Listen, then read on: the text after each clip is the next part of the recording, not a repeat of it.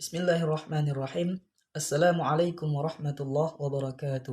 Perkenalkan, nama saya Fikran Jamil Simamura, NIM 4120072 dari lokal IATB semester 3. Baik, di sini saya akan menjelaskan PowerPoint saya yang berjudul Studi Kitab Tafsir Era Klasik.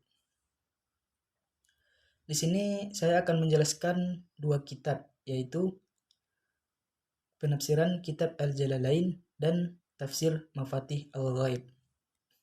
Yang pertama yaitu biografi penafsiran Jalalain. Al-Imam Jalal al-Din al-Mahalli.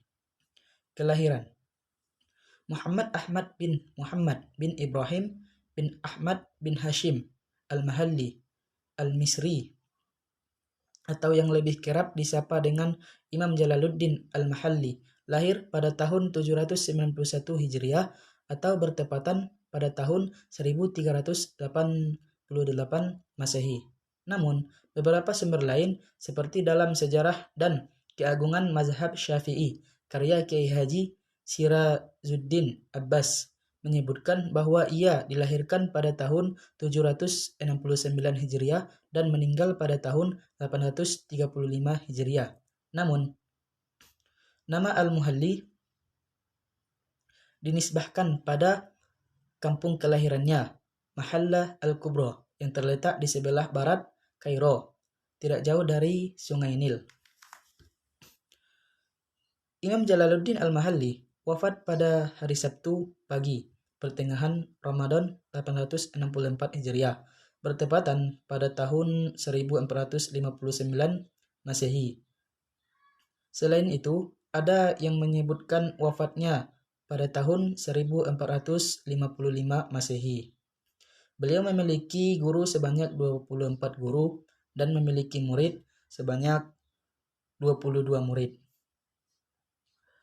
Imam Jalaluddin Al-Mahalli adalah seorang mufassir atau ahli tafsir berkebangsaan Mesir. Beliau juga dikenal faqih atau ahli dalam bidang hukum Islam, ahli kalam atau teologi, ahli usul fikih, ahli nahwu atau gramatika, dan menguasai mantik atau logika.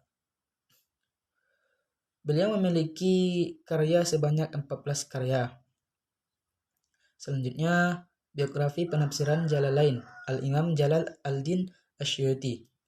Kelahiran: Jalaluddin Asyuyuti atau gelar lengkapnya Abdurrahman bin Kamaluddin Abu Bakar bin Muhammad bin Sabiquddin Jalaluddin al-Misri Asyuyuti Asy-Syafi'i Asy'ari, lahir pada tahun 1445 atau 849 Hijriah.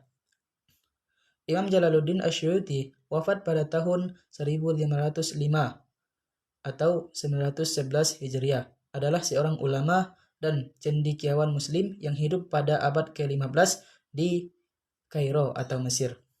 Imam Asy'uti dalam kitabnya yang berjudul Husn al-Muhadlarah menyebutkan bahwa ia mendapatkan ijazah dari setiap guru yang didatanginya, yaitu mencapai 150 ijazah dari 150 orang guru.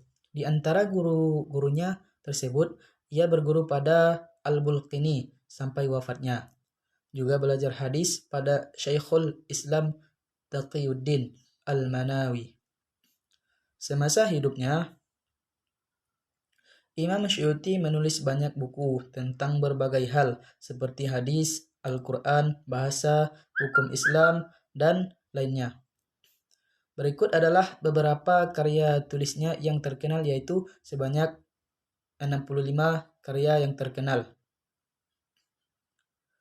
Selanjutnya, biografi penafsiran Mafatih Al-Ghaib, karya Fakhruddin Ar-Razi. Sering dikenal dengan julukan Sultanul Mutakallimin, adalah seorang ilmuwan muslim berkebangsaan Persia, polimatik, sarjana muslim, dan pelopor logika induktif.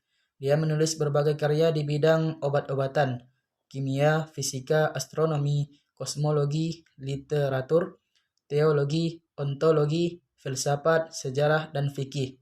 Dia adalah salah satu pendukung dan skeptis paling awal yang muncul dengan konsep multiverse dan membandingkannya dengan astronomi Al-Quran.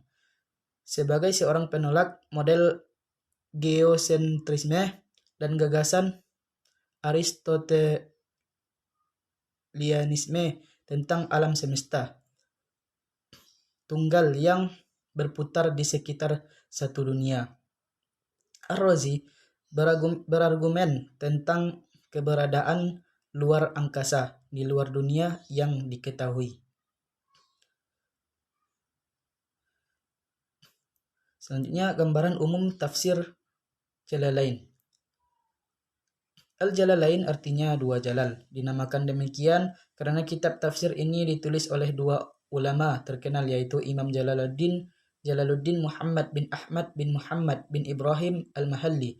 Beliau lahir di Mesir pada tahun 771 Hijriah dan meninggal dunia pada tahun 864 Hijriah di Mesir. Penulis kedua adalah Imam Jalaluddin Abul Fadl Abdurrahman bin Abu Bakar bin Muhammad bin Abu Bakar Al-Khudhairi At-Tuluni Al-Misri Asy-Syafi'i, biasa disebut dengan Imam Asy-Syuyuti. Gambaran umum tafsir Mafatih Al-Ghaib merupakan tafsir yang bercorak fikih, filsafat, tasawuf, keilmuan bahasa, teologis, dan sebagainya. Salah satu pemikir muslim yang ikut menyumbang khazanah tafsir Al-Quran adalah Fakhruddin Al-Razi, seorang ilmuwan yang menguasai berbagai bidang keilmuan secara mendalam.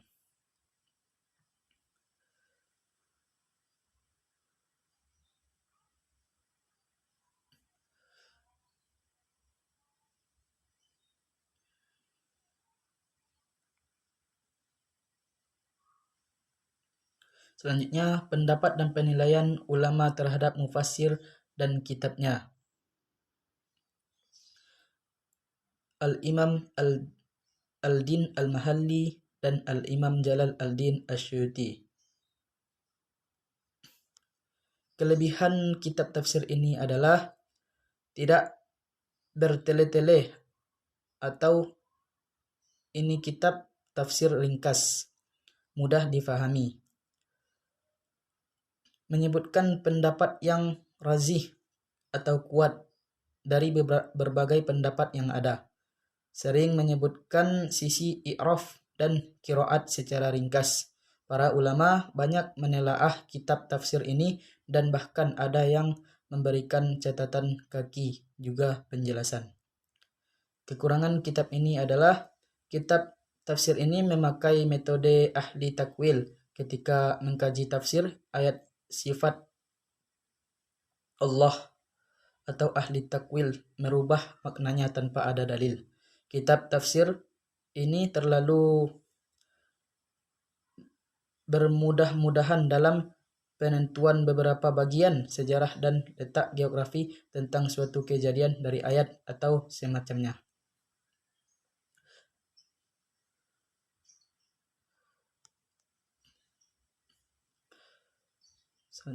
Selanjutnya kitab